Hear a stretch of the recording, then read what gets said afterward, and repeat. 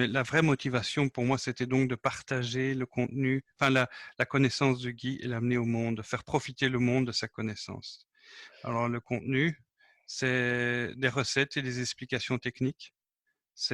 On donne beaucoup de pratique, hein, c'est vraiment la cuisine pratique, donc c'est pour les gens qui aiment pratiquer la cuisine chez eux.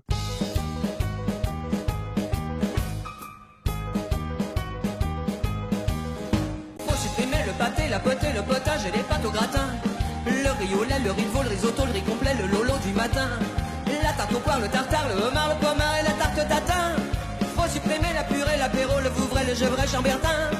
Parce que c'est beau d'être bien dans sa peau, réveillon, cantillon, serpentin. Chantons tous sur ces quelques notes, le jus de carotte et les jours sans pain. La, la, la, la.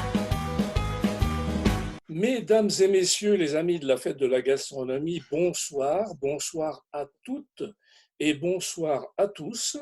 Je suis Claude Carrat, je suis président des Amis de la fête de la gastronomie et créateur de ce podcast. Vous êtes dans l'épisode 21. Avant de continuer, je vais revenir un petit peu sur ce qui s'est passé pour moi dans la semaine et pour le podcast. J'ai donc participé à un podcast simplement différent avec monsieur Éric Lépine. Donc, dans son podcast, c'est l'épisode 25. Le titre, c'est « Autiste, que manges-tu ?» Donc, on a eu vraiment un échange très, très intéressant avec Éric sur l'alimentation, sur ces choses-là autour de Je cuisine un jour bleu. Et j'ai demandé à Éric s'il voulait bien que je l'interviewe dans mon podcast des Amis de la fête de la gastronomie, ce que l'on a fait hier. Tous ces échanges étaient vraiment très intéressants avec Éric Lépine. C'est vraiment un personnage avec de multiples facettes. Il est autiste Asperger d'ailleurs. Et il a vraiment plein de choses à dire. C'est très intéressant. Aujourd'hui, je reçois mes amis, je peux dire que ce sont des amis. L'un des deux m'a appris ce qu'est le podcast. Ils sont tous les deux belges. Un vit en Angleterre et l'autre est en Belgique. Je suis vraiment très heureux de recevoir les deux podcasteurs de Parler Cuisine. Bonjour messieurs.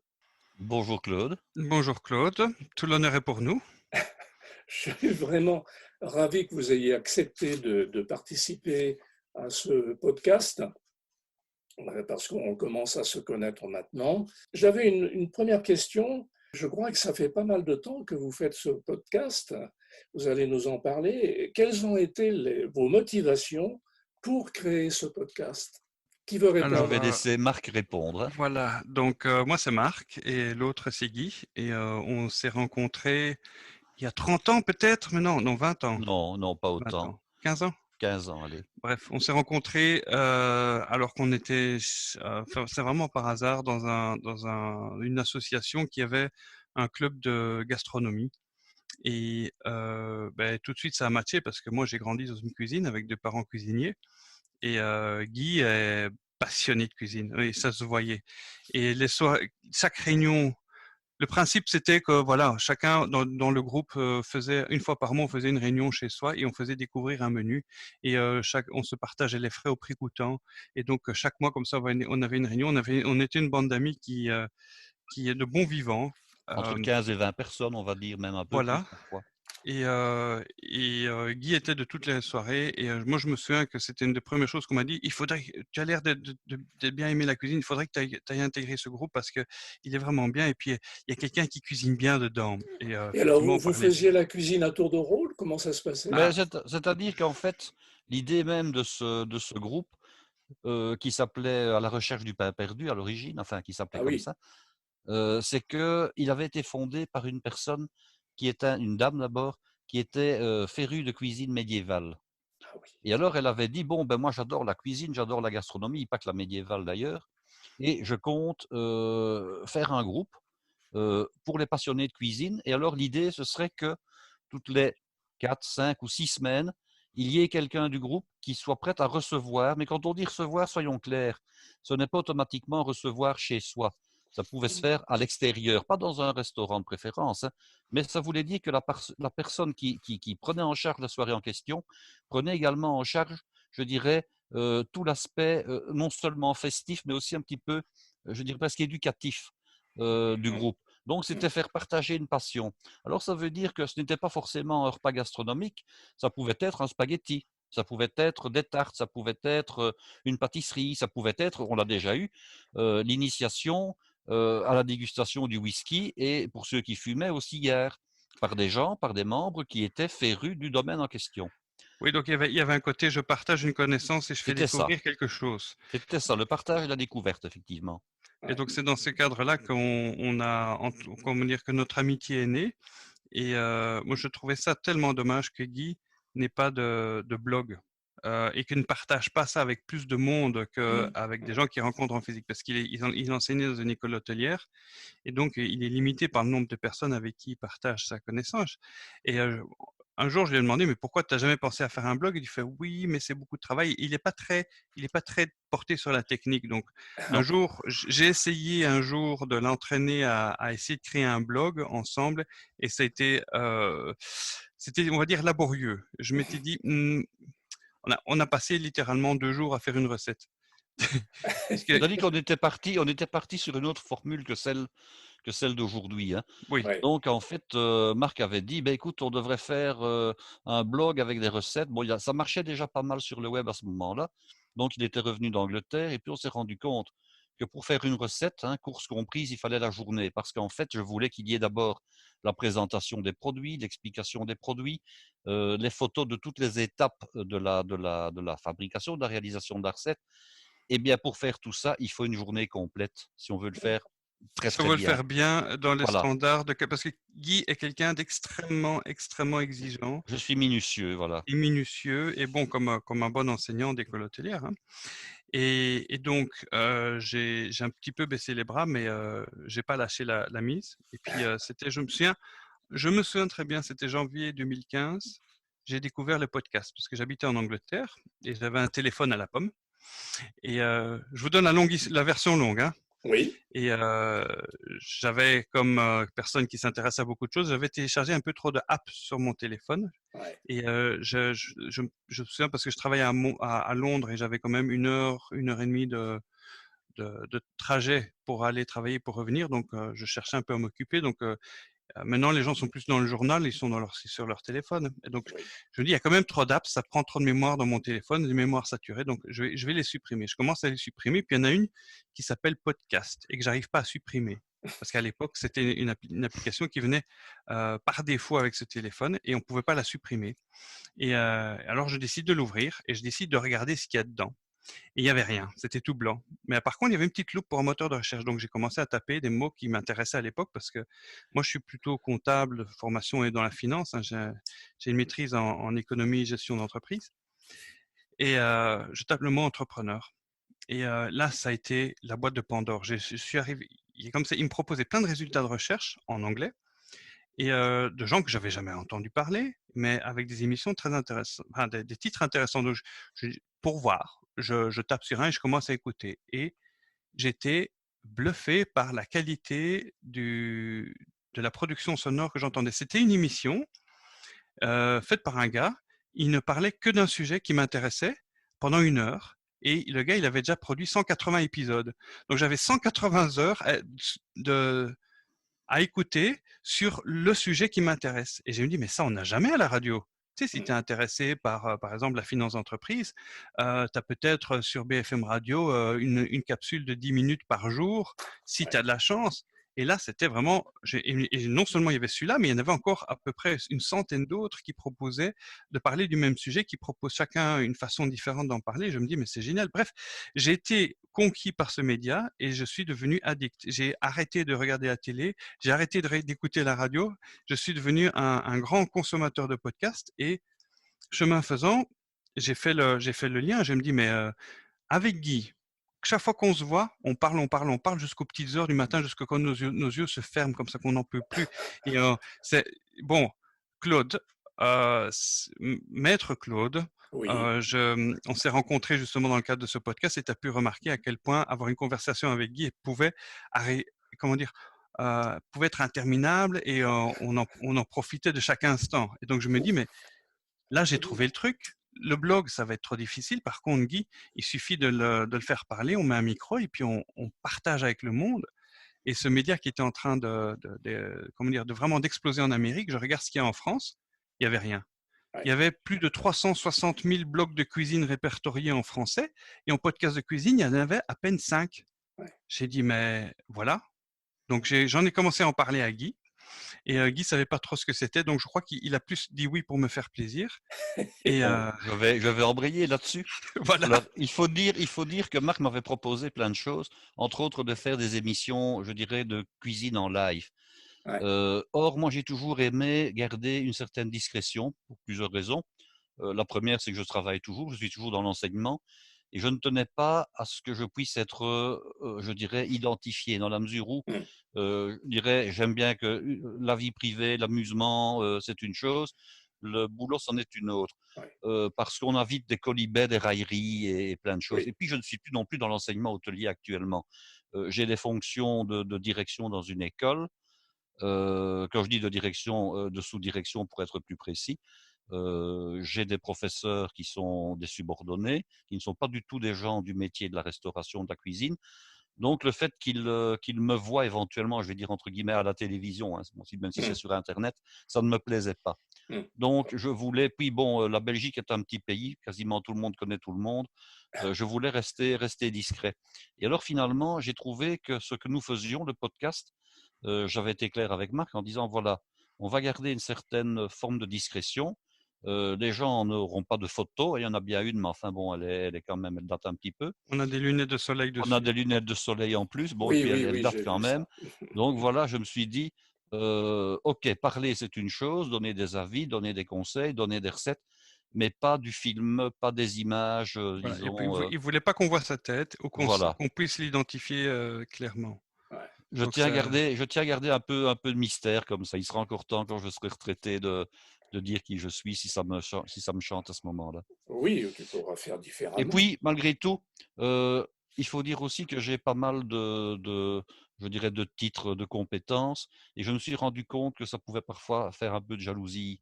Donc, si c'est pour susciter en même temps je dirais, des paroles déplacées ou méchantes, je préfère rester dans Oui. la discrétion, dans une certaine forme de discrétion, voilà. Ouais. Oui, alors que je trouvais justement que l'expertise qu'il avait accumulée faisait de lui peut-être un des experts les plus qualifiés qu'on puisse trouver sur le net. Je trouve ça juste dommage qu'il reste comme ça dans son coin et un non découvrable. Ah, mais je donne mes conseils, hein, il n'y a pas de problème, Donc hein, mais oui, mais justement, ce qu'on podcast, sache qui je suis ou pas ne change absolument rien au fait que je donne mes conseils, hein.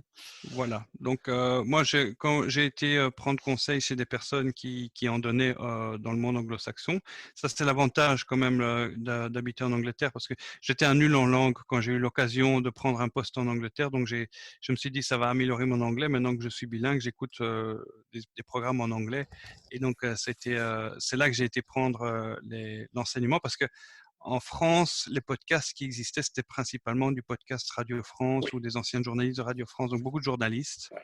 Ils partagent très peu, donc il y a un peu esprit corporatiste, alors qu'aux États-Unis, il y a énormément de gens qui sont passionnés par leur domaine, qui en parlent mieux que quiconque, parce qu'ils ont vraiment ça dans le sang, et qui font des podcasts. Donc c'était vraiment vers ce côté-là que je voulais m'orienter. On a commencé, je me souviens, c'était il y a 5 ans. On a lancé le premier épisode le 31 mai 2015. Donc, il y a juste 5 ans. Et puis bon, au début, il n'y avait pas beaucoup de succès. Puis progressivement, les gens commençaient à nous découvrir. Et puis, Et on a quand même été rapidement référencé sur Google. Quand on tapait le mot cuisine, on est très vite arrivé le mot dans les podcast de premiers. cuisine. Oui, Oui, dans les podcast podcasts, cuisine. évidemment, Ah oui. pas cuisine en général, dans les podcasts. Ouais. On est arrivé très vite à être référencé je dirais, dans les premières lignes. Donc ça a quand même été intéressant. Le fait d'avoir dans notre titre le mot cuisine est un avantage, hein, parce que Oui. ceux qui ont mis d'autres mots ne sont pas identifiés, ne sont pas accessibles aussi rapidement que nous. Ah, voilà. Alors, donc, est-ce que alors, quel est le contenu de ce podcast? Ah oui. Quelles sont les caractéristiques du podcast Parler Parce que Cuisine? Parce que je me dis, j'ai répondu, mais la vraie motivation pour moi, c'était donc de partager le contenu, enfin la connaissance de Guy et l'amener au monde, de faire profiter le monde de sa connaissance. Alors le contenu, c'est des recettes et des explications techniques. On donne beaucoup de pratique, hein. C'est vraiment la cuisine pratique. Donc c'est pour les gens qui aiment pratiquer la cuisine chez eux. Pour certains qui ne savent pas cuisiner, ils trouvent que c'est trop technique. Mais pour d'autres, enfin on a plein d'autres. Enfin, on a trouvé notre public de gens qui sont des amateurs avertis. Mais je dirais qu'en fait, c'est thématique, hein. Au début, l'idée, c'était de parler éventuellement des produits et de dire, voilà, on va parler de la vanille, on va parler du bouquet garni, on va parler des fumets, on va parler des fonds. Donc, je m'étais basé un peu sur tout ce qu'on peut trouver dans un cours de technologie cuisine dans une école hôtelière. Mhm. Et puis, ça a évolué parce qu'en fait, on s'est dit, mais est-ce que pour l'été, par exemple, on ne ferait pas un thème? Et c'est ainsi qu'on a eu des thèmes. Par exemple, tel été, c'était sur le barbecue, c'était sur les sauces du barbecue. On a fait un thème sur tous les beurres qui accompagnent les viandes et les poissons. On a aussi traité la Saint-Valentin avec des plats et des menus aphrodisiaques. On a aussi plusieurs fois traité des fêtes de fin d'année en disant, voilà, qu'est-ce qu'on pourrait bien proposer comme menu pour un réveillon. Et puis, on a eu toute la mode, je dirais un petit peu vegan, allergie, intolérance, etc. Et alors, bon, ben, Marc m'a posé la question, mais qu'est-ce que tu donnerais lors d'une fête de fin d'année pour quelqu'un qui est allergique au gluten, quelqu'un qui est allergique au lactose, quelqu'un qui veut manger absolument sans viande, etc. Donc, je me suis un petit peu creusé la tête en disant, voilà ce que je proposerais de manière à essayer de contenter tout le monde. Parce qu'évidemment, si vous avez une table de 16 personnes, tout le monde n'est pas allergique à la même chose ou Bien sûr. intolérant à la même chose. Donc, vous allez avoir 3 véganes, deux intolérants au lactose, un au gluten et un qui n'a pas envie de manger du poisson, par exemple. Mhm. Donc, il fallait un petit peu jongler. Et puis, bon, ben, j'ai essayé de répondre à ce genre de questions, à ce genre d'interrogations, en espérant que ça ait pu, je dirais, aider certaines personnes dans leur entreprise, bien entendu. D'accord. Donc, vous faites chaque fois une recette de cuisine, en gros. Pas automatiquement à chaque fois. Pas automatiquement à chaque fois, mais très souvent, en fait. Ce que Marc me reproche parfois un peu en disant mais on pourrait faire plutôt papoter. Et puis finalement, pour parler un peu de l'évolution du site, avec le confinement que nous avons actuellement, depuis le début du confinement, nous faisons quasiment allez, une heure et demie de papote par jour, les jours où nous ne diffusons pas de recettes. Et puis quand Marc m'a dit, mais bon, je voudrais bien, moi finalement, c'est cuisiner une recette, on le ferait en live, etc. Est-ce que tu es d'accord? Ah, ce sont des auditeurs qui ont même demandé, ce serait bien de vous Oui, voir cuisiner oui, en vrai, quoi. exactement. Ah oui. J'avais Ah, même une connaissance qui écoutait de temps en temps le podcast, qui était féru et qui m'a dit, mais enfin, qui dit, comment ça se fait que vous n'enregistrez pas ça, je dirais, en cuisinant? Je dis, mais tu sais, c'est difficile. Bon, ça se fait par ordinateur. Moi, je suis chez moi, Marc est en Angleterre. Et alors, quand je lui en ai parlé, il m'a dit, mais moi, je pourrais cuisiner. Est-ce que tu serais d'accord de me guider? Je dis, ça, il n'y a aucun problème.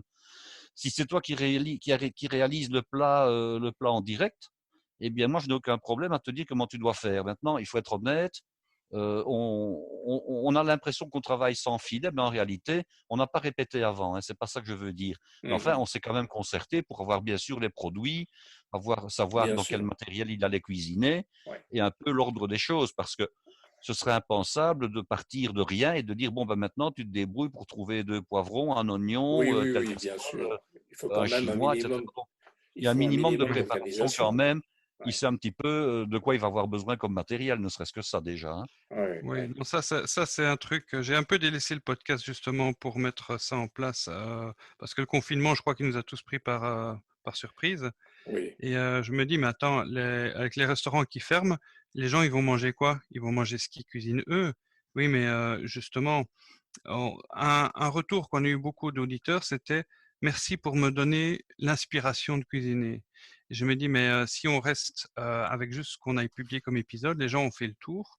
Je veux dire, c'était l'occasion comment dire, de venir en avant et d'aller aider les gens à leur donner l'inspiration en ces périodes de confinement et de leur diffuser un peu plus de notre savoir. De toute façon, on est quand même là chez nous, autant aider les autres, quoi. Donc c'était vraiment dans cette démarche, voilà, on est tous dans le même bateau. Oui, et Et alors l'idée, c'était aussi de dire qu'est-ce qu'on peut faire avec des produits de confinement. ah oui, Par parce que exemple, bon, il y a des sardines, hein, quand on est confiné, qu'on fait ses courses et qu'on fait un petit peu de vrac en épicerie, on achète des pâtes, on achète des conserves, on achète des féculents. et on achète du poisson en boîte, on achète des sardines, on achète du thon ou que sais-je. Eh bien, qu'est-ce qu'on peut faire avec des sardines qui serait autre chose que simplement manger des sardines sorties de la boîte. Voilà. Et c'est ainsi que, qu'on a réalisé il y a 15 jours une recette avec des sardines, avec une grecque de légumes. Hein, j'ai imaginé d'associer deux choses, la grecque de légumes d'une part, les sardines d'autre part. Bien sûr, c'était un plat froid, ce n'était pas un plat chaud. Et Marc a réalisé la grecque de légumes en direct pour accompagner des sardines sorties des boîtes, tout Je simplement. l'ai vu un peu. Bref. Ouais. Justement, ça rentre dans la suite des questions que je voulais vous soumettre, mais Marc, tu as un petit peu abordé, c'était le sens de votre démarche, les idées que vous défendez. Ce ne sont pas seulement que des recettes de cuisine. Ah mais non, mais c'est ça qui est génial, c'est que Guy, il a une connaissance, il a une formation de guide touristique, il a une formation de microbiologie. Donc quand il parle de la De transformation biochimiste, en fait, de de biochimiste, biochimiste. voilà. ouais, Donc quand il parle d'une préparation, il peut t'expliquer au niveau moléculaire ce qui se passe. Il peut expliquer aussi l'histoire d'un plat. Et ouais, il y a comme ça plusieurs dimensions qu'il peut rajouter à sa cuisine. C'est pas juste bêtement arranger des ingrédients dans un ordre bien précis. Il sait pourquoi cet ordre est précis et pourquoi est-ce qu'il faut cuire ça avant ça. Et il peut expliquer le pourquoi de tout. Et il peut même donner le contexte géographique, historique derrière. Et donc, ça fait que la conversation peut partir dans tous les sens et est super enrichissante, quoi. En fait, ce que j'aime bien quand j'explique une recette, que ce soit lors du podcast habituel ou bien ici en live, c'est que les auditeurs comprennent pourquoi certaines choses se font de telle manière. Par exemple, dans le cas des recettes ici en live, mais c'est le cas pour toutes les recettes, il y a un enchaînement logique dans les préparations. On fait certaines choses avant d'en faire une autre. ouais. On met parfois certains légumes en cuisson avant un autre. Pourquoi? Soit parce que c'est un légume qui est plus dur et qui prend plus de temps, soit parce que, je dirais techniquement, il y a une raison autre de le faire, mais j'explique le pourquoi, j'explique le comment. Et ça, ce que je déplore dans certaines recettes qu'on trouve sur le net, c'est qu'il n'y a bien sûr pas ce genre d'explication. Alors Oui, je peux comprendre que quand on a une recette qui est trop longue, les gens sont rebutés parce qu'il faut lire toute la recette. Et les gens aiment bien parfois trouver les choses en quelques lignes. Mais une recette en quelques lignes, c'est une recette que généralement seuls les professionnels sont capables de comprendre oui. parce qu'ils vont eux-mêmes appliquer, je dirais, la manière de faire. Je vais prendre un exemple tout simple. On a cuit des œufs durs parce qu'on a fait une recette avec des œufs durs. Hein. Mhm. Alors, si vous lisez la recette sur le net, on va vous dire, cuisez 5 œufs durs, point. Mais Mhm. on ne va pas vous expliquer comment on doit les cuire. Imaginons quelqu'un qui n'a jamais cuit un œuf dur, qui ne sait pas trop comment ça fonctionne. Il va mettre les œufs qui sortent du réfrigérateur dans de l'eau.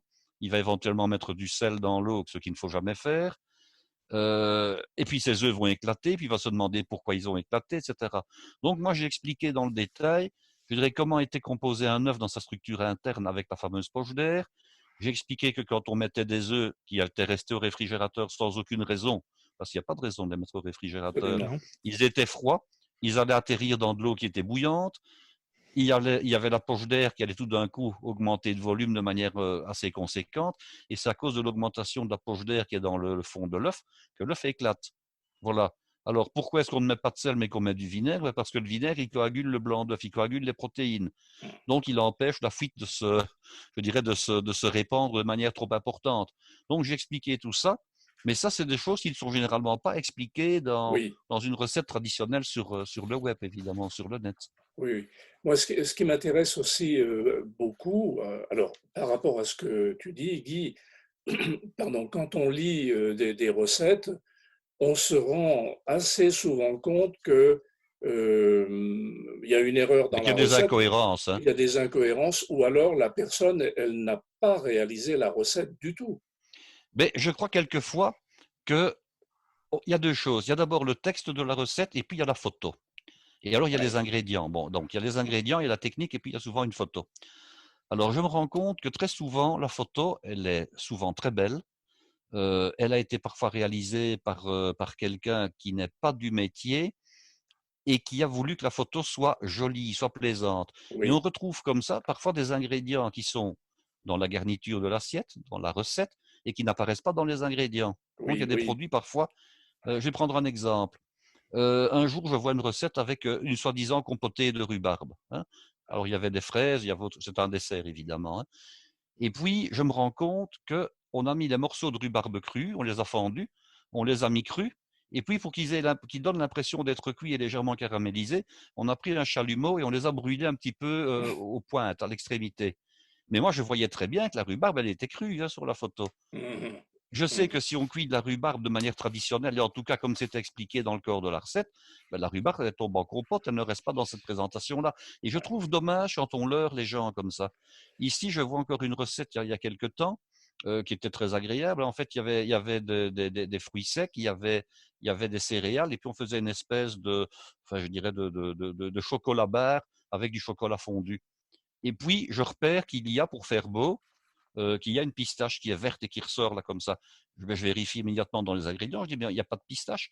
Et ça me dérange toujours. Mhm. On pouvait dire qu'il fallait mettre une pistache de temps en temps, ça n'aurait rien changé. Oui, Mais oui. quand il y a une incohérence comme ça entre la photo et la recette, je suis toujours assez, je dirais, assez dérangé en fait. Oui, c'est très Oui. désagréable.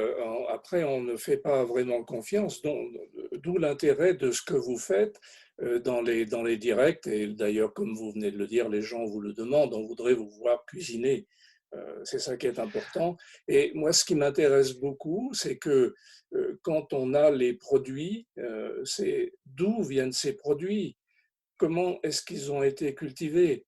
Euh, ça, je Bon, trouve. on- on- là on- par contre, oui, on est en train de glisser, je dirais, tout doucement vers du local, du sans engrais, du bio, etc.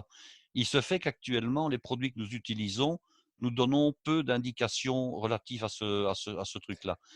J'ai parlé il y a quelques jours du beurre, hein, et alors là, j'ai quand même poussé un petit coup de gueule parce que j'avais écouté une émission sur une radio belge, hein, où la présentatrice, je disais, conseillait, hein, de faire son beurre soi-même, d'acheter une oui, petite baratte, j'ai vu hein, ça. et alors de faire son beurre en achetant de la crème, etc.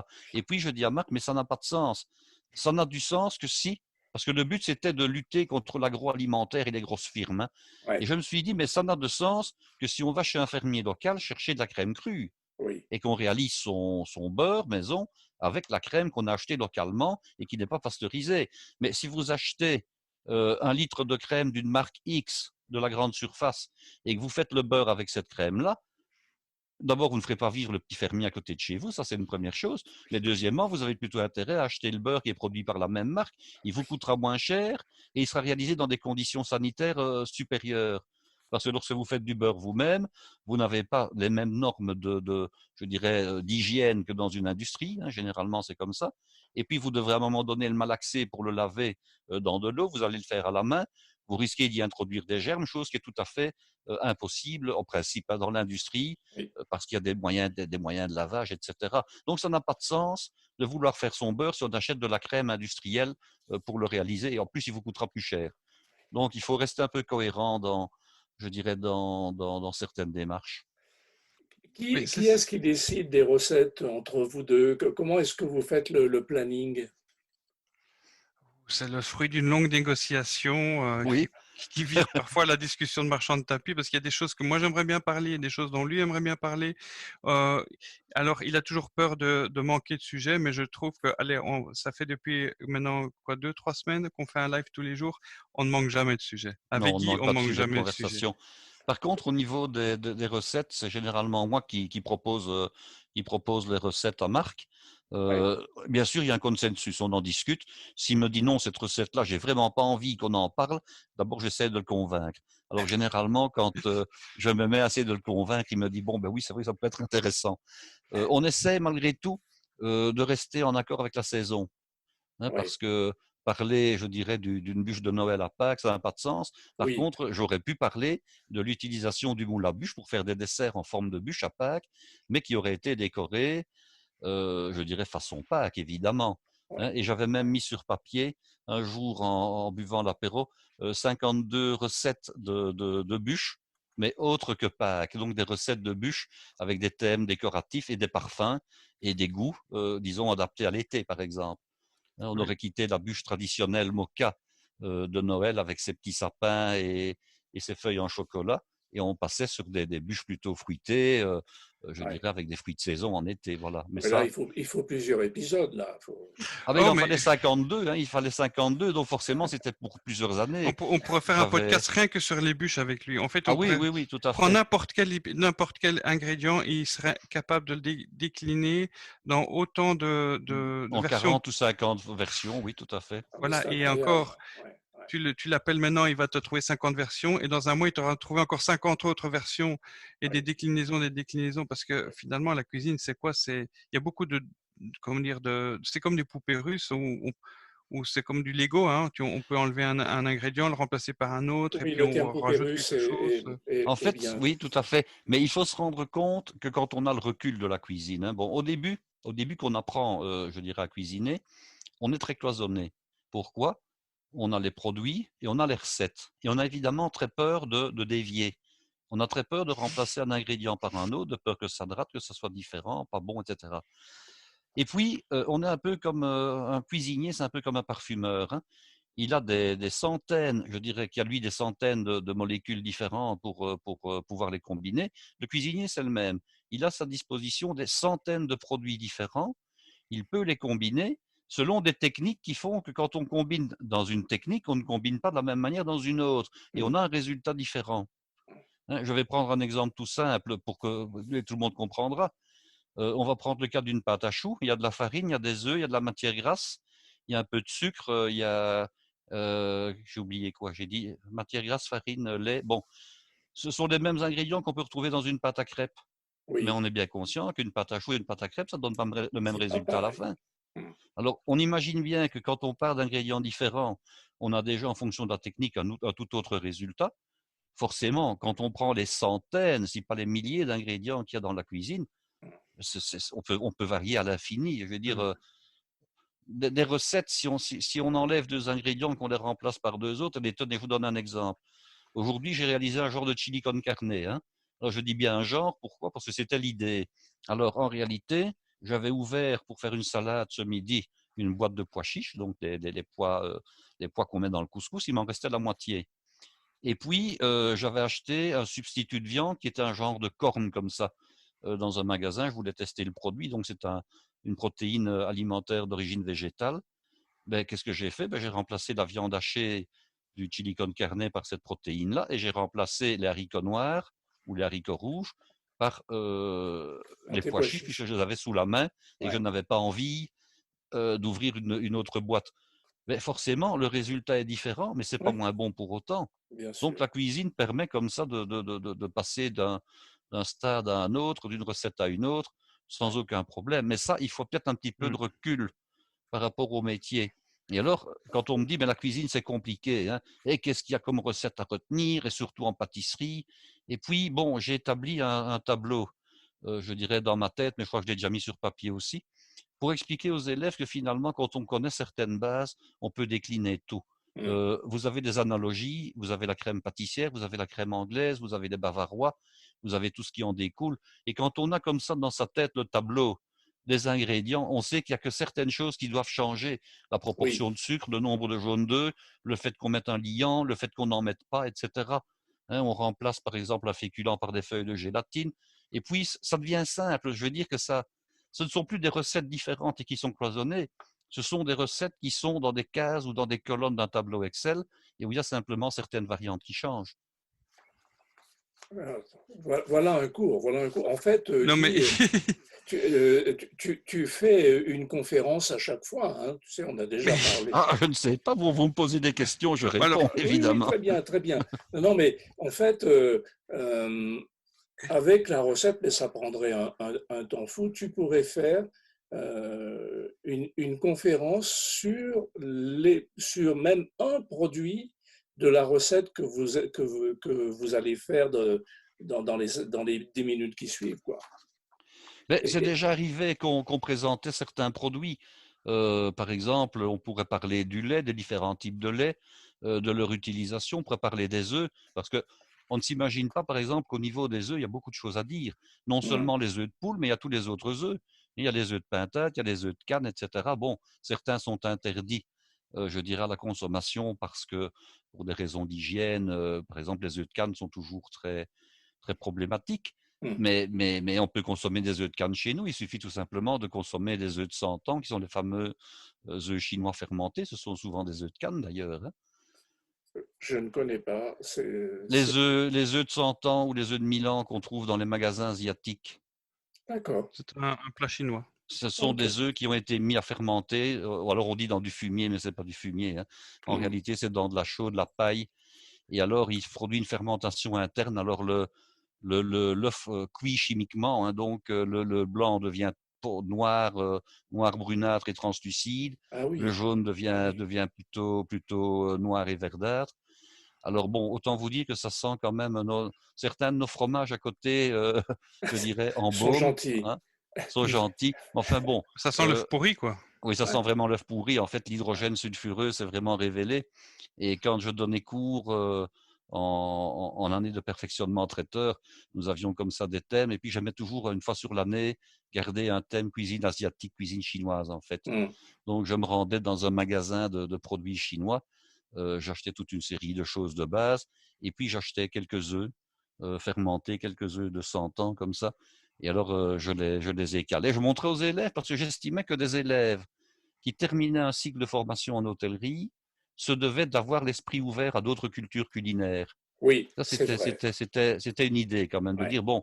vous êtes dans une école hôtelière où en principe on apprend de la cuisine française, mais enfin, il n'y a pas que la cuisine française, il y a autre chose. Et puis, on peut très bien avoir, par exemple, pour des traiteurs, un client qui dit, moi, je voudrais bien, lors de mon mariage, un buffet avec des plats chinois. Hein, sans forcément être chinois pour autant, mais dire, voilà, j'aimerais bien que vous présentiez un plat aigre-doux, un plat chinois, pour varier, si on fait un buffet exotique, par exemple. Et Hum, si vous n'avez pas au départ un peu de connaissances dans la culture culinaire d'autres pays, qu'est-ce que vous devez faire? Vous devez acheter le plat chinois déjà chez un industriel ou oui, chez oui, oui. un autre traiteur et puis le présenter chez vous. Non. Donc j'expliquais comment on réalisait certains plats de la cuisine chinoise et puis je leur faisais quand même connaître des produits. Bon, le Hum, gingembre, on l'utilise quand même relativement peu dans la cuisine européenne, hein, c'est assez récent. Donc on oui, faisait un plat dans lequel il y avait du gingembre, dans lequel il y avait de la sauce d'huître, dans lequel il y avait de la sauce voisin, qu'on prononce origine si on veut être un peu à la chinoise. Et je leur expliquais comment on réalisait des plats plutôt du style des plats mijotés, hein, donc les plats qu'on trouve dans les restaurants chinois traditionnels. Et je leur faisais goûter les fameux œufs de 100 ans pour dire, bon voilà, ça c'est un œuf de 100 ans. Alors, j'ai pas dit que c'était bon, je n'ai pas dit que c'était, je dirais, facile à avaler, mais je disais, voilà, je le coupe en petits morceaux, vous en goûtez un petit morceau chacun, au moins vous savez ce que c'est. Et vous pouvez dire, j'ai un jour mangé ça, je sais à quoi ça ressemble. ouais, ouais. Donc, je pense que les gens sont sensibles dans les recettes que vous faites dans le podcast, ne parlons même pas du direct, c'est qu'ils ils sentent bien que, comme on le disait tout à l'heure, ça n'est pas seulement que de la cuisine, mais il y a des explications à la fois techniques et à la fois un petit peu historiques, géographiques, voire géologiques peut-être parfois. Oui, Pour, mais moi, je l'ai vu dans les retours qu'on a et les commentaires qu'on a des auditeurs. Alors, il y a de deux types. Il y a des chefs. Je suis étonné de voir le nombre de chefs de cuisine qui disent, bon, déjà, je vois sur leur photo de profil qu'ils ont une veste de chef, qui disent, quand bien même je suis chef, j'arrive quand même à apprendre quelque chose à chaque épisode. Donc, ouais, je me dis, chouette. Et de l'autre côté, j'ai des passionnés de cuisine qui me disent, qui laissent comme commentaire, au moins, toutes vos recettes, on peut les faire et on ne peut pas les rater. Donc ça a vraiment fait comment dire, une belle surprise quand j'ai vu quelqu'un dire, il y a une personne, une auditrice qui a essayé toutes les recettes qu'on a données. Sur les 130 épisodes qu'on a sortis, elle les a Et, toutes faites et elle et a mieux dit, que ça, oui. j'en ai raté aucune. C'est impossible de rater vos recettes, qui dit. Oui.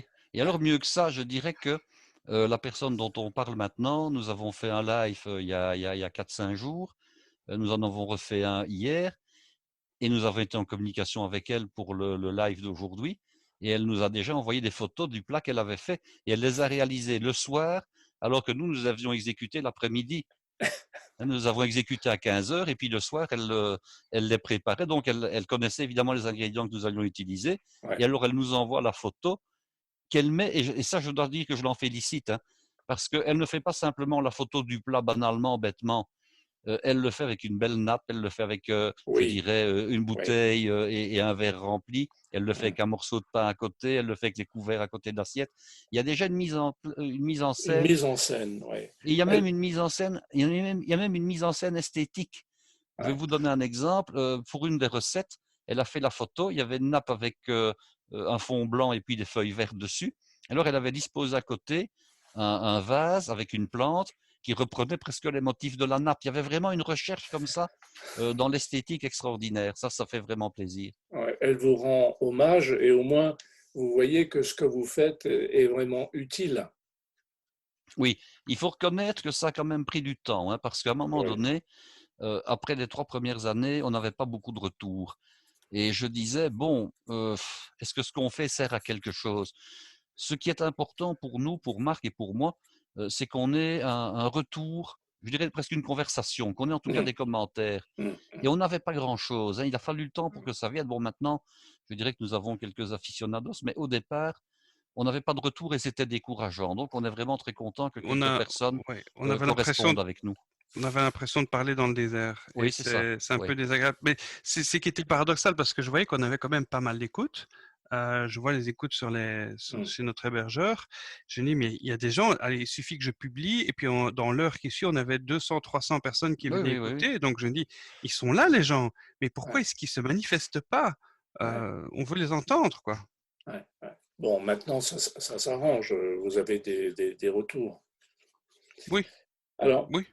dans les thèmes que vous mettez en avant, est-ce que parfois vous dites on va faire une assiette comme si on était dans un 2 étoiles ou un 3 étoiles? Est-ce que ça vous arrive, ça?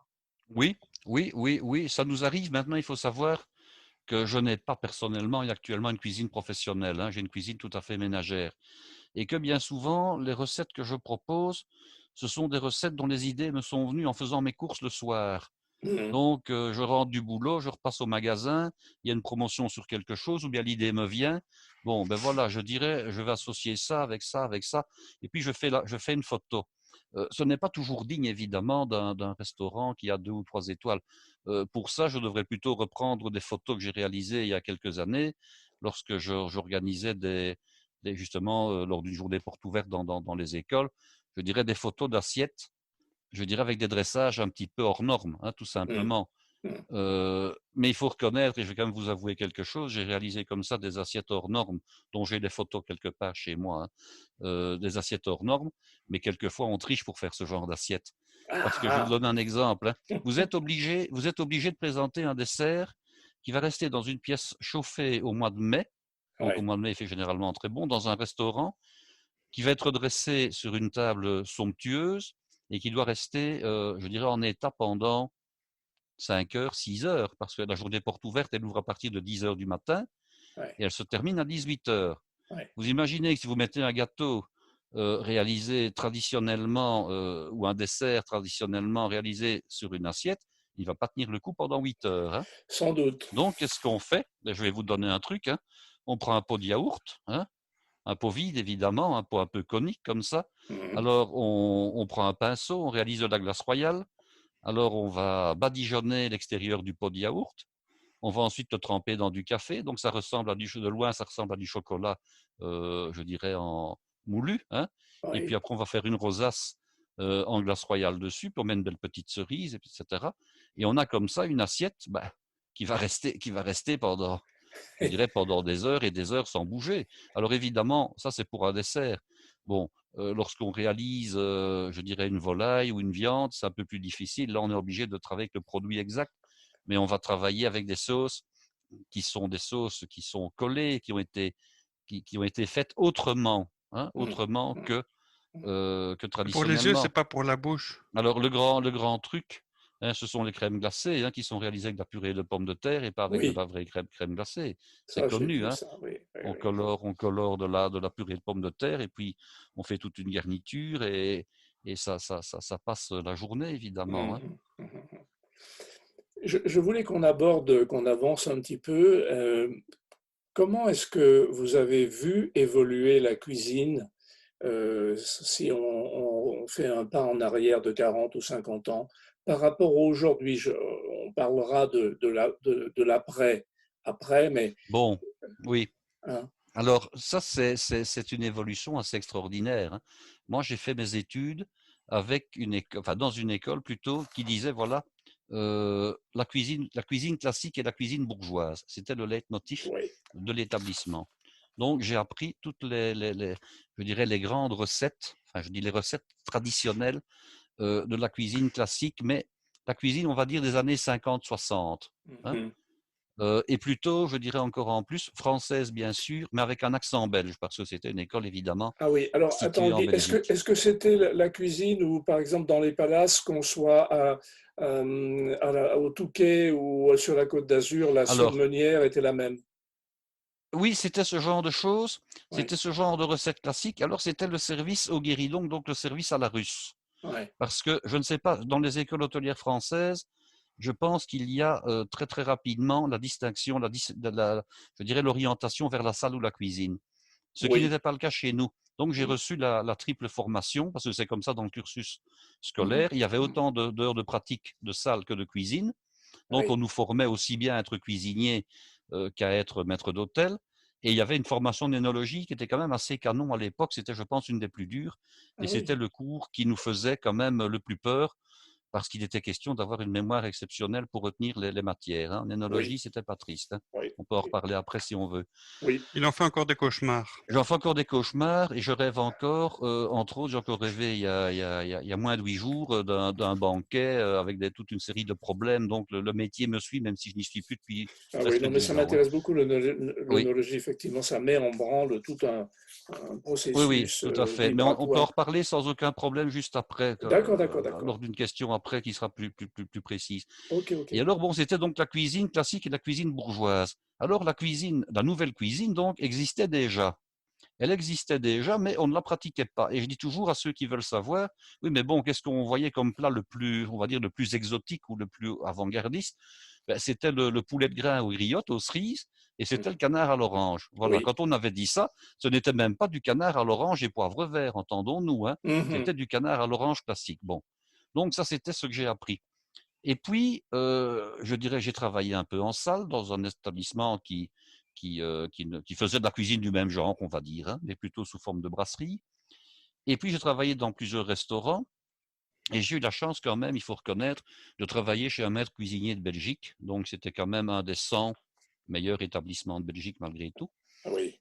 qui lui avait travaillé dans un établissement qui avait 2 étoiles près de Bruxelles et qui s'intéressait beaucoup à la cuisine des grands chefs français. Bon, moi, je connaissais évidemment Paul Bocuse, de nom, hein. Je Mhm. connaissais les frères Trois-Gros, je connaissais bien un ou l'autre chef, mais ça ne dépassait pas ce stade-là. Et quand je suis arrivé chez lui, ah ben bon, j'ai regardé la carte et qu'est-ce que j'ai vu?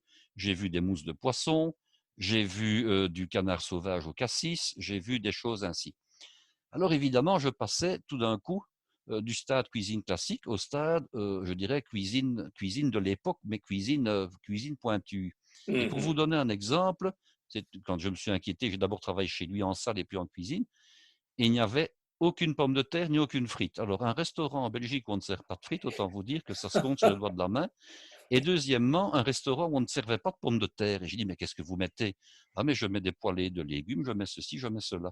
Ah Et oui. ça a été aussi pour moi une révolution parce que je n'imaginais pas un restaurant où on ne servait pas de pommes de terre, déjà en accompagnement.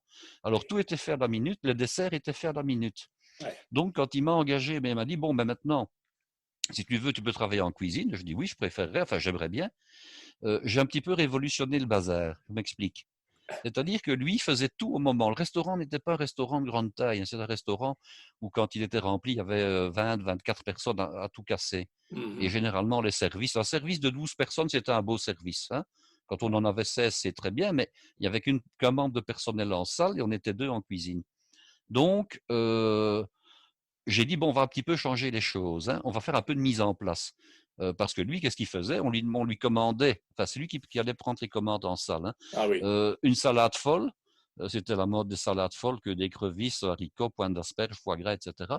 Bon, ben, il allait dans son frigo, il prenait 5 ou 6 sortes de salades, il les coupait, il les lavait au moment. J'ai dit, stop, on va quand même s'arranger un petit peu pour travailler autrement, pour ne pas être en stress constamment au niveau Oui, du service. Et puis, oui, j'étais payé pour cuisiner. ouais, Je me suis rendu compte, je dis, bon, on va nettoyer des salades à l'avance.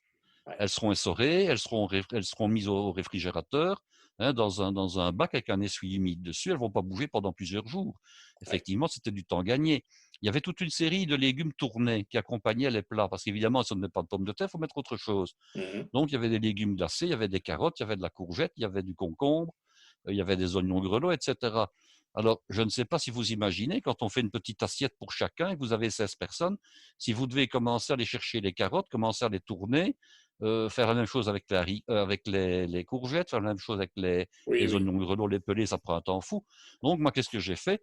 En mise en place, je faisais des petits pots de carottes, d'oignons pelés, de courgettes tournées, de concombres tournés, etc. Même chose pour les desserts, il fallait tout faire au moment où quasiment, Ah y oui. compris la pâte feuilletée. Bon, mais moi, qu'est-ce que j'ai fait? J'ai abaissé de la pâte feuilletée, j'ai découpé des disques, je les ai mis au congélateur, et puis quand il fallait une tarte aux pommes minutes, je sortais un de ces fameux disques de pâte feuilletée, je n'ai plus qu'à le garnir. Je ne devais Ouais. pas commencer à baisser la pâte et à la découper. Bien sûr. Même chose pour les génoises, même chose pour tout. Bon, un Mhm. jour, on est tombé à court de génoises au chocolat. Je dis, mais on n'en a plus, je dis. Mais c'est pas grave, on en refait une. Donc, on a fait une génoise au chocolat en plein service parce qu'un client avait demandé, une cliente, en fait, avait demandé une génoise au chocolat. Bon, ça, c'est l'aspect nouvelle cuisine.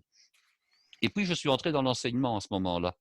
Et les écoles hôtelières gardaient, je dirais, ne voyaient pas beaucoup de nouvelles cuisines, gardaient Ouais. énormément de recettes de cuisine classique, de plats tout à fait classiques. Et je dirais même que j'ai de nouveau réappris la cuisine classique à ce moment-là. Ah oui. Pourquoi? Parce qu'elle s'est vraiment structurée dans ma tête. Quand j'ai Mhm. quitté l'école, je la voyais de manière parcellaire. Je voyais les choses les unes à côté des autres. Et quand j'ai réappris en tant qu'enseignant la cuisine classique, elles n'étaient pas les unes à côté des autres, elles découlaient les unes des autres, elles étaient reliées toutes, un peu comme Ouais. un arbre généalogique en fait, hein. C'était l'effet de la Ouais. pratique, ça. C'était l'effet de la pratique et c'était l'effet du recul également, Est-ce qui a que fait qu'à c'était ce un moment-là, peu, est-ce que c'était un peu Escoffier ou... c'est-à-dire qu'il y avait des choses qui étaient vraiment de l'escoffier, hein. Alors le livre Ouais. de référence que les élèves devaient tous acheter au début de leurs études, c'était le Grégoire et Saulnier, hein. C'était le Ouais. répertoire de la cuisine, hein. Ouais. Donc oui, c'était ça. Alors Mhm. maintenant, à ce moment-là, donc, on a commencé à dire, oui, mais bon, la cuisine classique. Bon, moi, je suis arrivé avec la cuisine, la nouvelle cuisine dans l'établissement. J'ai rédigé toute une série de fiches et de recettes parce que le choix des recettes, ben, c'était un peu sa libre appréciation du corps professoral, hein. Il Ouais. fallait voir des techniques. Les programmes, ils prévoient de voir des techniques. Mais au niveau des recettes, bon. Et alors, j'ai commencé à introduire de plus en plus de nouvelles cuisines comme ça dans les cours des élèves. Et puis, il y a un livre qui est sorti et dont le thème était la transposition des recettes classiques en version nouvelle cuisine. Ah. Et alors, je l'ai quand même potassé pas mal à un moment donné, et j'ai conçu la manière dont on pouvait transformer une recette de cuisine classique en recette de nouvelle cuisine. Je vais vous donner un exemple tout Oui. simple, hein. Je... Vous avez le bœuf bourguignon Mhm. traditionnel, qui consiste à cuire pendant une certaine durée, hein, pendant 3 heures, des morceaux de troisième catégorie. Je rappelle quand même en passant, ne pas confondre catégorie et qualité, c'est pas la même chose. Les morceaux de troisième catégorie sont simplement des morceaux qui doivent cuire longtemps pour être tendres, hein. Mhm. Donc on réalise la sauce à partir, je dirais, du jus de cuisson qu'on va lier, on a des légumes dedans, etc. J'ai déjà réalisé chez moi à plusieurs reprises la nouvelle version de cette recette-là. Au lieu d'acheter, par exemple, de la viande qui doit cuire pendant 3 heures, vous achetez de l'onglet. Alors, Mhm. l'onglet, c'est un petit muscle qui sert souvent dans des préparations de type onglet à l'échalote. C'est un Oui. morceau qui est très tendre, qui cuit très rapidement. En Oui. quelques minutes, l'onglet est cuit. Mhm. Vous réalisez tout simplement la sauce séparément, mais vous la réalisez de manière beaucoup plus fine. En fait, vous partez d'une sauce marchand de vin plutôt que d'une sauce qui a servi à braiser la viande. C'est un petit peu Oui. technique, mais c'est comme ça. Oui. Vous faites votre garniture de légumes. Alors, au lieu d'avoir des légumes qui ont cuit pendant 3 heures dans la sauce et qui ressemblent au final à un ragoût, vous Oui. cuisez vos légumes séparément. Vous faites des carottes glacées, des petits oignons glacés, vous faites éventuellement des petits lardons sautés au dernier moment. Mhm. Et puis après, vous coupez votre viande, votre onglet qui traditionnellement se sert en morceaux entiers, vous le coupez en petites noisettes. Vous le cuisez. Alors, je vais même vous dire un truc, hein. Personnellement, c'est le genre de viande que je cuis en pleine friteuse. Pourquoi? Parce que ma friteuse, ce n'est pas une friteuse avec de la graisse, c'est une friteuse avec du beurre clarifié. Donc Mhm. finalement, cuire au beurre dans une poêle ou cuire en 1 minute en Ouais. plongeant la viande dans la friteuse, c'est exactement le même. Mhm. Je n'ai pas besoin des sucres de déglaçage puisque ma sauce est réalisée à part. Et puis Ouais. j'assemble le tout. Et alors, qu'est-ce qui se passe? c'est qu'on a une préparation qui est beaucoup plus goûteuse, on maîtrise beaucoup mieux la sauce parce qu'on la réalise pour elle-même, Mmh. on maîtrise la cuisson et la couleur des légumes, et on maîtrise la cuisson de la viande, parce que ça permet de servir un pseudo-bœuf bourguignon dont la viande est saignante plutôt que d'être bien cuite. Mmh. Voilà. Donc, transposer la cuisine classique en nouvelle cuisine, avec de nouvelles techniques, avec les moyens qu'on a, ce n'est absolument pas difficile. Il faut simplement y penser. Voilà.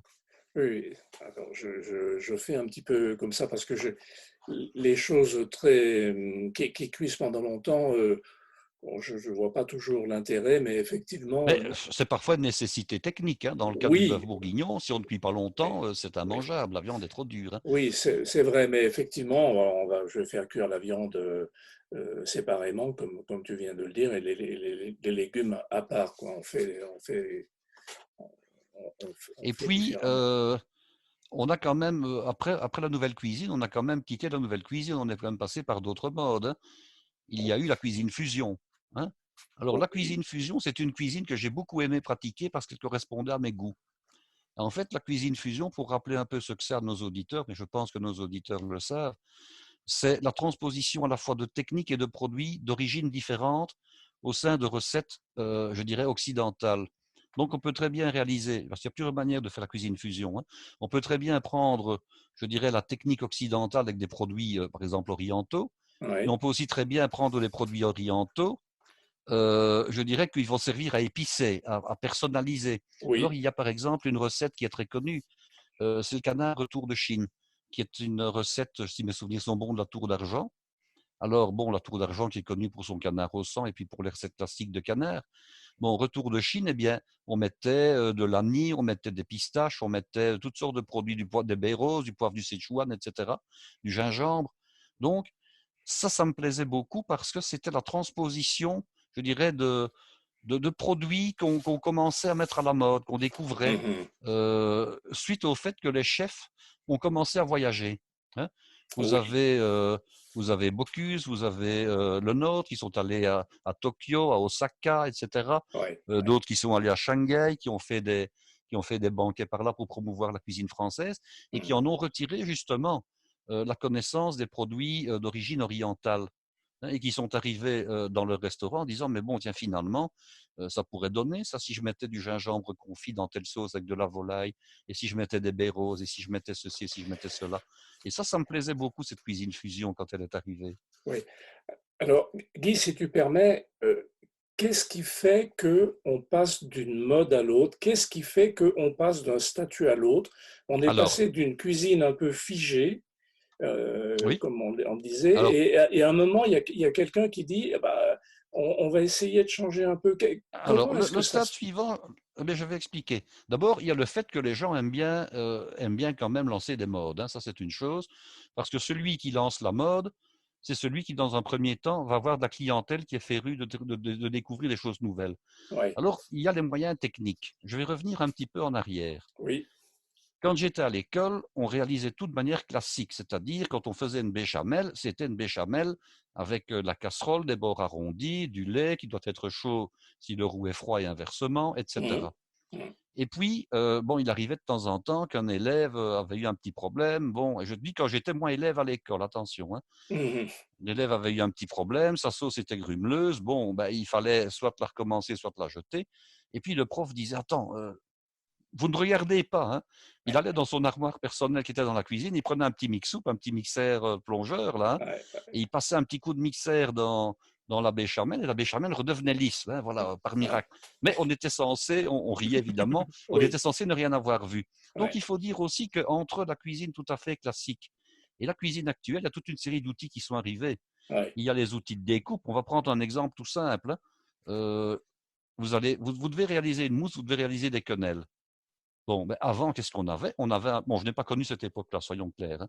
On avait un pilon, on mettait les chairs de viande, on mettait les chairs de volaille, on mettait les chairs de poisson oh, dans le mhm, pilon, enfin dans le mhm, fond, mhm. hein, et puis après, avec le pilon proprement dit, hein, on martyrisait ces chairs-là pour les transformer en purée, et puis alors on devait passer tout ça au tamis de crin pour avoir une purée qui soit lisse, on récupérait, et puis on tirait son plan. Bon, On se débrouillait. On se débrouillait, voilà. Maintenant, vous avez des cutters. Vous mettez vos filets de poisson dans le cutter, vous appuyez sur le bouton. Après 15 ou Ouais, 30 secondes, c'est cuttérisé, c'est mixé. Et ouais. puis alors, vous avez eu, je dirais, le micro-ondes qui est arrivé. Mmh. Alors, le Ah, micro-ondes, ça n'a l'air de rien. Je sais que beaucoup de puristes n'aiment pas le micro-ondes. Moi, je m'en oui. sers Je crois tous que les Claude jours. n'aime pas le micro-ondes. Je Oui, n'aime pas et bien. pourtant, non.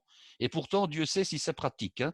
Et pourtant, Dieu sait si c'est pratique. Maintenant, le micro-ondes, ce n'est pas la plus grosse révolution culinaire que j'ai connue parce qu'elle existait avant que je ne sois là. Ouais. C'est la cuisine sous vide. Oui, Ah, Alors, la cuisine sous vide, ça a été, disons, après la cuisine fusion, ça a été vraiment, je dirais, un mode de travail qui est entré dans les établissements, dans les restaurants, et qui a quand même révolutionné à ce moment-là, je dirais, toute une série de pratiques. Ça a révolutionné la pratique, pourquoi? Parce qu'on a pu faire des mises en place de très longue durée. Les traiteurs, évidemment, s'en sont réjouis. ouais, Le sous-vide, au départ, c'était un simple moyen de conservation. Attention, quand je dis conservation, conservation pour qui? Pour les bouchers, hein. oui, Il a toujours été déconseillé aux cuisiniers de mettre des produits sous vide pour les conserver. Et j'ai toujours expliqué aux élèves et encore plus aux professeurs de mes équipes la chose suivante, le sous-vide n'est pas un moyen de conservation, en tout cas hum, en cuisine. Parce que pour conserver des produits sous vide, il faut les traiter d'une certaine manière en respectant des règles d'hygiène, je dirais, absolues. Alors, on voit malheureusement actuellement les infirmiers et les médecins qui s'occupent des patients qui ont le coronavirus, hein, donc ils sont habillés des pieds à la tête, avec des moyens de protection. Eh bien, j'ai travaillé en France pour justement avoir un diplôme de professeur de cuisine sous vide, mais quand on dit de professeur, c'est de formateur en cuisine sous vide. Donc, j'ai travaillé pendant 2 mois en 4 épisodes chez Georges Pralu à Briennon, qui est notre décédé ami Georges depuis. Pralu. Oui, voilà. Et dans le laboratoire, c'est-à-dire dans les ateliers de production, hein, qui étaient donc là chez lui, on travaillait avec des tenues quasiment identiques. Hum. Bien sûr, on avait notre tenue de cuisinier. Alors, on avait des grands tabliers bavettes blancs qui descendaient jusqu'aux chevilles. On avait masque, on avait charlotte, on avait des gants. Et on travaillait dans des atmosphères à 12 degrés maximum. Hum. Donc, il fallait pour le sous-vide, de par la nature même du sous-vide, qui est une cuisson très dangereuse, hein, parce elle peut, je dirais, laisser des germes si elle n'est pas bien pratiquée. On cuit malgré tout à basse température, hein, dans certains cas, le sous-vide. Une viande, si on veut qu'elle soit saignante, ben, elle cuit à très basse température. Mais si vous Oui, mettez le produit dans le sac sous-vide et qu'il contient encore, je prends le cas des volailles, des salmonelles, hum, ben, écoutez, ça peut intoxiquer les gens quand on mange le plat, évidemment, hein. oui, oui, Donc, il fallait travailler dans des conditions extrêmement rigoureuses. Et alors, malheureusement, ce que je déplore dans le sous-vide, c'est que tous ceux qui l'ont pratiqué le connaissent relativement peu, n'ont pas toujours suivi une formation, la formation minimale, qui est une formation de 2 jours ou de 3 jours, justement, entre autres chez Pralu, où on expliquait réellement, bon, ben voilà, le sous-vide, voilà comment vous devez le traiter, voilà comment vous devez l'utiliser, pas n'importe comment. Et ce qui me fait un petit peu peur, c'est que maintenant, on vend des petites machines sous-vide ménagères, hein, oui. et que pas mal de gens se lancent dans le sous-vide, Hum. je dirais dans le sous-vide à titre ménager, et je me demande pourquoi on n'a pas encore eu de catastrophe, quoi. C'est Oui, presque c'est souvent du impensable. sous-vide pour la cuisson. Oui, c'est souvent du sous-vide pour la cuisson. Mais si quelqu'un, par exemple, travaille de manière peu adéquate et qu'il cuit son produit, je dirais, trop peu avec un produit qui ne serait pas très propre, pas très net, bon, on peut se payer un botulisme, on peut se payer une autre intoxication, je dirais, comme pour rien. Bon, heureusement, apparemment, ça n'a pas encore l'air d'être arrivé. Ou alors, s'il oui. y a eu des problèmes, on n'a pas identifié ça comme étant dû au sous-vide, hein. Mais Hum. c'est vrai que le sous-vide ménager, moi, j'ai vraiment peur du sous-vide ménager. J'ai consacré un ou des épisodes sur notre blog là-dessus en disant attention, prudence, casse-cou, ne faites pas n'importe quoi, parce qu'on me demandait des conseils. Mais d'abord, le sous-vide ménager n'est pas atteint avec un pourcentage de vide qui me paraît suffisant, d'une part. Bien sûr, Et bien puis, il y a le sûr. problème de la maîtrise de cuisson. Ouais. Pour vous donner un exemple, quand on veut cuire un produit sous vide et qu'on veut qu'il soit sain, on est obligé de vérifier sa température à cœur. Ouais. Alors, comment fait-on? On doit coller une pastille d'une espèce de mousse sur le sac, parce que si on trouve le sac, évidemment, il n'y a plus de sous-vide, donc ça ne sert à rien. Bien sûr. Et alors, on doit piquer avec un thermomètre spécial au cœur du produit. Et puis, quand on atteint la température réglementaire de cuisson, voire de stérilisation, on sait que le produit est correct. Mais qui est la personne, je dirais, ménagère, qui a ce genre de thermomètre et qui a ce C'est genre de impossible. dispositif permettant de trouver le Ah oui. sac sans que le vide ne parte. C'est Ouais. impossible, on est bien d'accord, hein. Oui, oui, Et puis, il y a absolument. aussi, bon, pour avoir pratiqué le sous-vide à un moment donné pendant des années, il faut savoir qu'il y a toute une série de sacs, hein.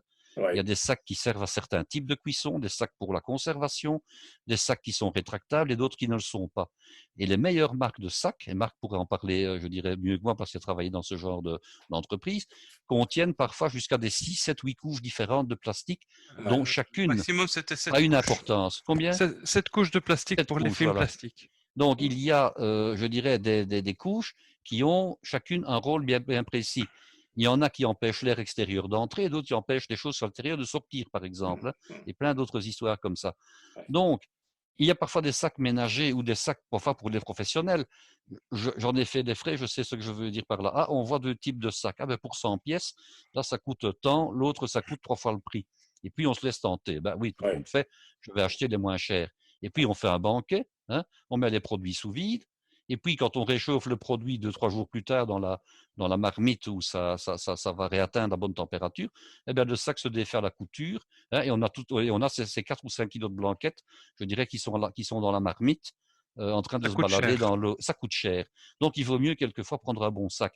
Mais je ne pense pas que la ménagère, et je ne suis pas péjoratif en disant la ménagère, hein, je vais dire l'amateur, va être conscient qu'il faut acheter les sacs les plus chers et pas les sacs les moins chers, par exemple. Vous voyez? De toute façon, moi, si je peux me permettre, parce que j'ai travaillé chez Cryovac, qui était le leader mondial des sacs sous vide, et quelque chose qui m'avait un peu offusqué, parce que je suis quand même un peu écolo dans l'âme, c'est que c'est quand même un moyen qui génère beaucoup de déchets plastiques peu recyclables.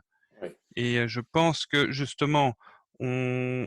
j'ai quitté en 2007, juste avant que le prix du pétrole commence à atteindre des sommets extraordinaires et avant la crise, il y avait une crise alimentaire et dont ils ont souffert, notamment parce que les gens achetaient moins de viande, achetaient moins de produits frais et surtout que le prix des produits frais a fait beaucoup augmenter avec le prix du pétrole. Mm. Et,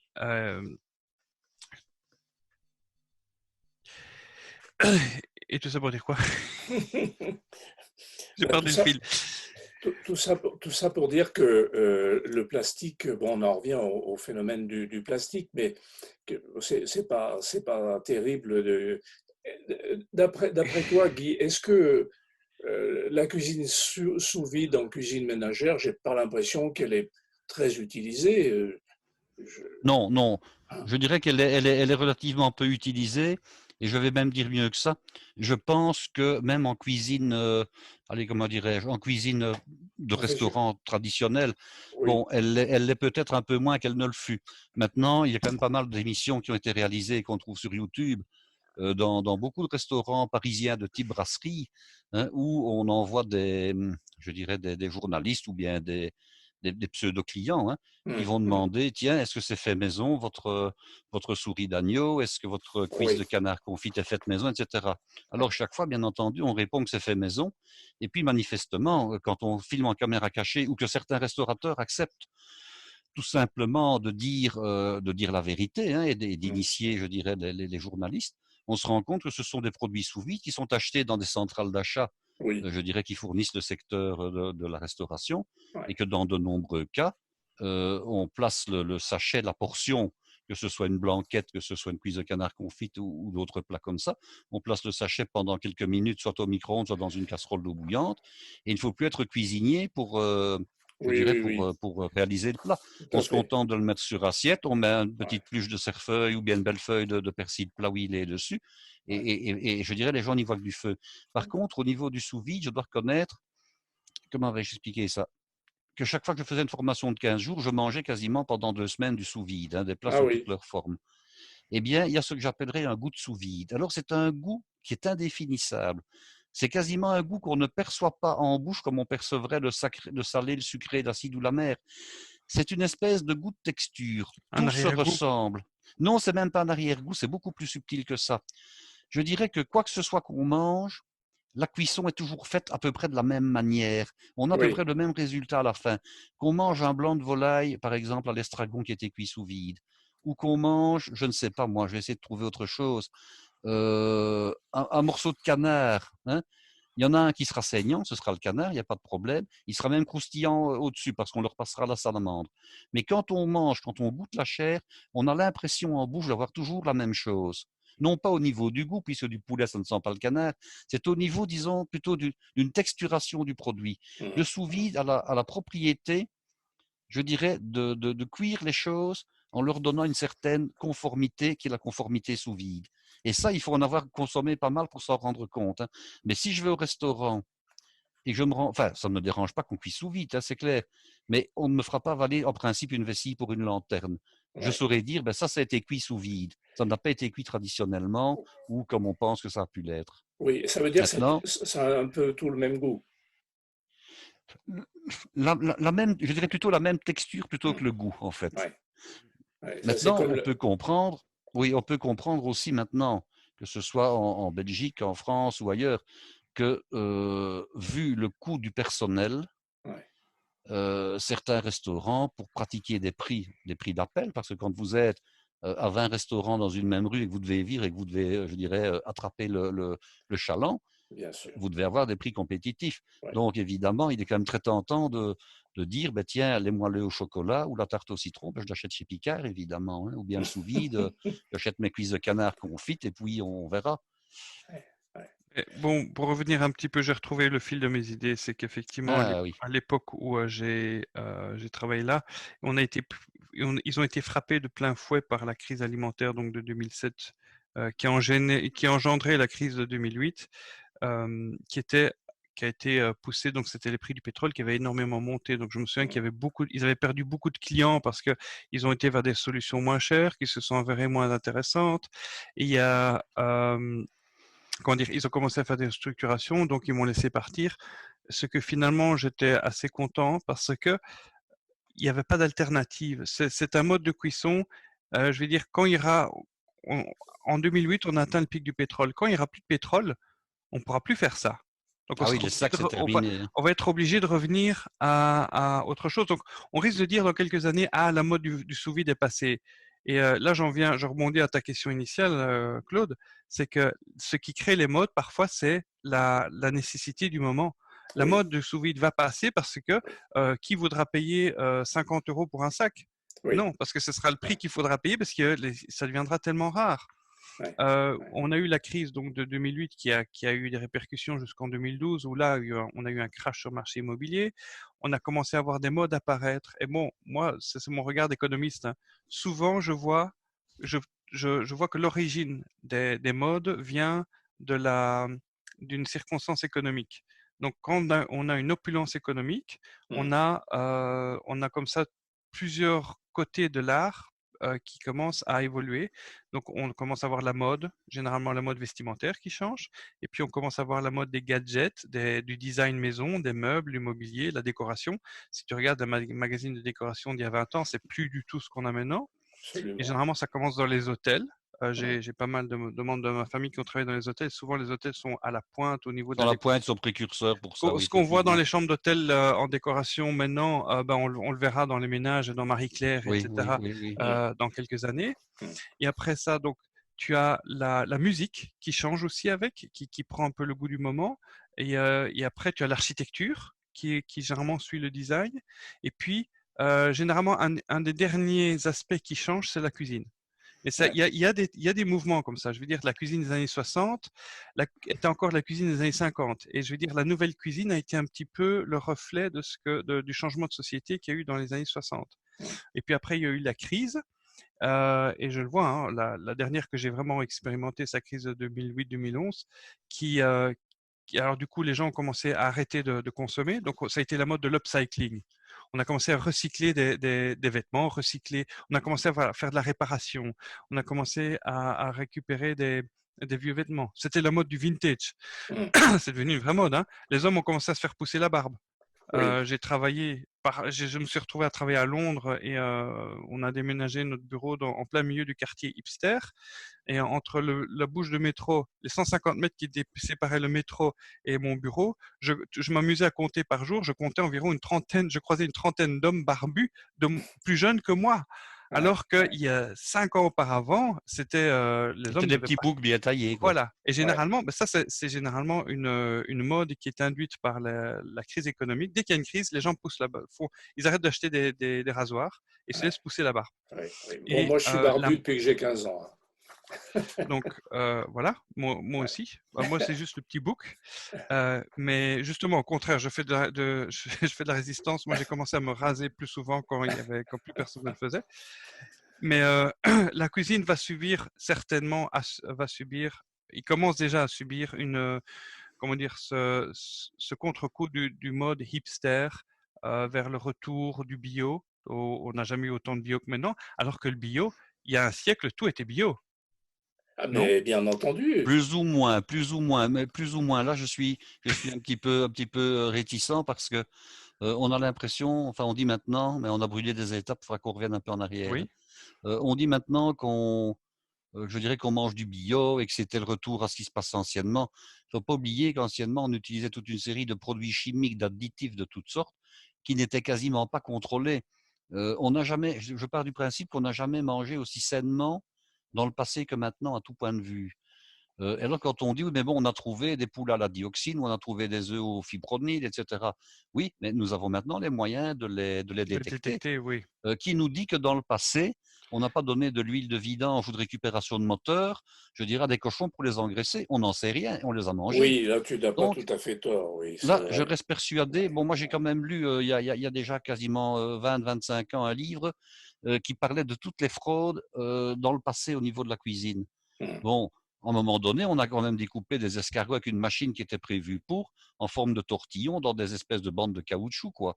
Donc, je vais dire, malgré tout, on mange maintenant, quand on achète des escargots, sur la boîte, il est marqué ou bien que ce sont des petits gris, ou bien que ce sont des acatines, et on le Oui, sait. ce sont des Avant, escargots. Ouais, oui, mais avant, c'était quelque chose, voilà. ouais, ouais. Alors, Oui, on a brûlé un peu les étapes, et j'aimerais bien y revenir, parce que c'est quand même un point important de l'évolution Va- culinaire. Vas-y, Il y a une vas-y. quinzaine d'années, on a eu la cuisine moléculaire, hein. Oui, Guy, tu vas nous expliquer la cuisine moléculaire dans l'épisode suivant, qui sera l'épisode 22, suite de l'épisode 21. À tout de suite, Guy, merci.